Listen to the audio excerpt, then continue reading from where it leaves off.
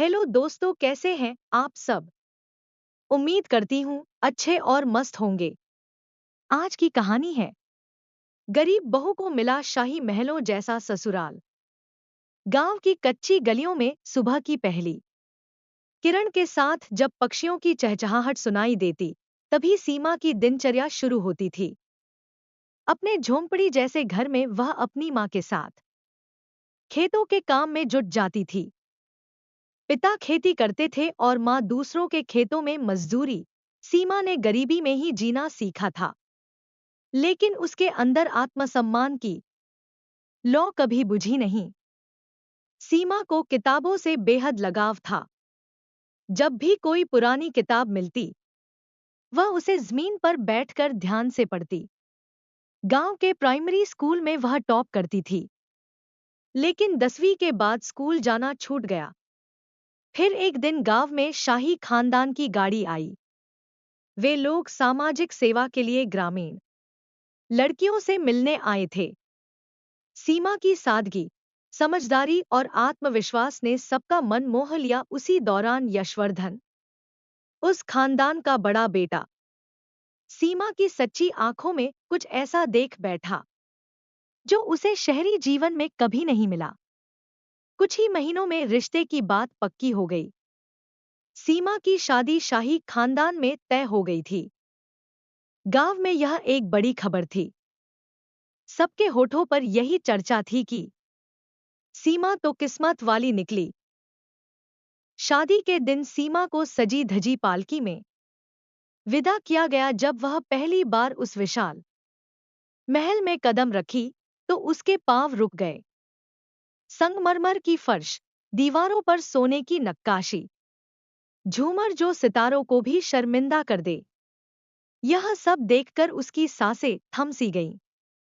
लेकिन उसके चेहरे पर डर भी था। सासू माँ ने उसे गले से लगाया और कहा, हमने तुझे बहू नहीं, बेटी बनाया है। ये महल तेरा है और हम सब तेरे अपने। शादी की चर्चा पूरे जिले में फैल गई थी। अखबारों ने लिखा, गांव की बेटी बनी महलों की रानी। सीमा की विदाई के दिन उसे पालकी में बिठाया गया, वो भी सोने की। जब वह शाही घर में पहुंची, नौकर चाकर कतार में खड़े थे, बैंड बज रहे थे। सीमा जानती थी यह दिखावा था, असली पहचान तो अब उसके आचरण से बननी थी। शादी के 2 दिन बाद उसकी पहली रसोई की रस्म थी।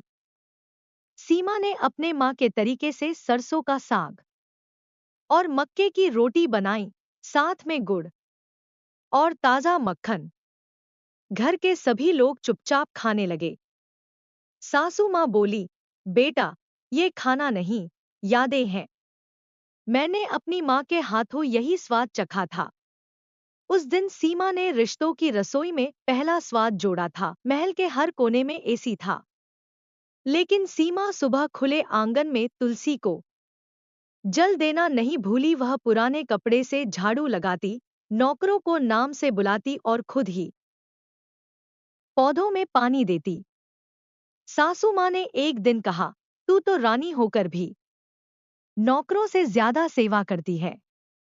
सीमा मुस्कुराई, रानी बनने से पहले मैं बेटी थी, माँ की सेवा करना सीखा है। एक बार मेहमानों की उपस्थिति में सीमा को पर्दे में बैठने को कहा गया, वह चुपचाप बैठी रही। बाद में उसने सासू माँ से कहा, पर्दा आदर से होता है, आंखों से नहीं। मैं अगर सबसे नजरें नहीं मिला सकती, तो संस्कार कैसे बांटूंगी। धीरे धीरे शाही घर की सोच बदली। अब बहुएं भी अपने विचार साझा करती, चुप नहीं रहती। सीमा ने बदलाव की शुरुआत की थी। महल के मंदिर में रखी पुरानी मूर्ति गिरकर टूट गई। दोस्तों, स्टोरी को पूरा अंत तक जरूर सुनें। यदि आप हमारे चैनल पर नए हैं और अभी तक आपने चैनल को सब्सक्राइब नहीं किया है, तो प्लीज वीडियो को लाइक और चैनल को सब्सक्राइब जरूर कर लें। अभी कर लें, क्योंकि बाद में आप भूल जाएंगे। पुजारी बोले, नया पत्थर मंगवाना पड़ेगा। सीमा ने कहा, मिट्टी में भी भगवान बसते हैं। उसने गांव के एक कारीगर को बुलाया और खुद भी मूर्ति बनाने में मदद की। जब पूजा हुई तो सभी ने कहा, इस घर की बहू के हाथों में भगवान है। घर की पुरानी नौकरानी चंपाबाई बहुत बीमार पड़ गई। सीमा ने उसे अपने कमरे में रखा, दवाई दी, खाना अपने हाथों से खिलाया। जब वह ठीक हुई, उसने कहा, मैंने बहुत से घरों में काम किया, लेकिन पहली बार बहू ने मां जैसा व्यवहार किया। शहर से आई जेठानी, जो खुद फैशन डिजाइनर थी, बोली, गांव से आई है, इसे महलों का तौर तरीका क्या पता। सीमा चुप रही, लेकिन मन में संकल्प लिया, मैं अपनी पहचान चमक से नहीं, संस्कार से बनाऊंगी। सीमा ने घर की छत पर जैविक खेती शुरू की। टमाटर, धनिया, पालक और नींबू उगाए। घर के बड़े बुजुर्ग अब उसी बगिया से सब्जी तोड़ते। एक दिन जेठ जी बोले, तुमने तो छत को स्वर्ग बना दिया। सीमा की बनाई पूरन पोली, खिचड़ी, देसी घी की जलेबी सबके दिल जीतने लगी। एक दिन टीवी चैनल वाले आए और इंटरव्यू लिया। उसे नाम दिया, शाही स्वाद की देसी रानी। सीमा ने नौकरों के बच्चों को पढ़ाना शुरू किया। हर रविवार को योग सिखाती, बुजुर्गों के लिए। पुस्तक चौपाल शुरू की। शाही घर में अब सेवा, प्रेम और शिक्षा का संगम होने लगा। एक दिन खबर आई कि उसके गांव में बाढ़ आ गई है। सीमा ने अपने सारे गहने दान किए। ससुराल को भी साथ लाकर राहत शिविर बनवाया। गांव वाले बोले, हमारी बेटी ने सच में रानी बनकर गांव का कर्ज उतारा है। वो जेठानी जो कभी ताने देती थी, अब सीमा से पूछती, तू इतना सब कैसे कर लेती है। सीमा ने कहा, मैंने जीवन को सेवा समझा है, सजावट नहीं। जेठानी ने हाथ जोड़कर कहा, आज से तू मेरी बहन है, बहू नहीं। अब सीमा पूरे परिवार की आत्मा बन चुकी थी। उसके संस्कारों ने शाही खानदान को नया जीवन दिया। उसने दिखा दिया, गरीब घर की बहू भी महलों की रानी बन सकती है, अगर उसके पास दिल की दौलत हो।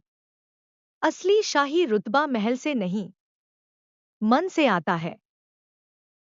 प्यारे दोस्तों, यह कहानी यहीं पर समाप्त होती है। आपको यह कहानी कैसी लगी, कमेंट बॉक्स में जरूर बताएं। अगर आपको हमारी ये कहानी पसंद आई हो, तो कृपया हमारे वीडियो को लाइक, शेयर और चैनल को प्लीज सब्सक्राइब जरूर कर लें। इससे हमें मोटिवेशन मिलता है और आप तक ऐसी ही प्रेरणादायक और मजेदार कहानियां सबसे पहले पहुंचती रहेगी। प्यारे दोस्तों, नमस्कार।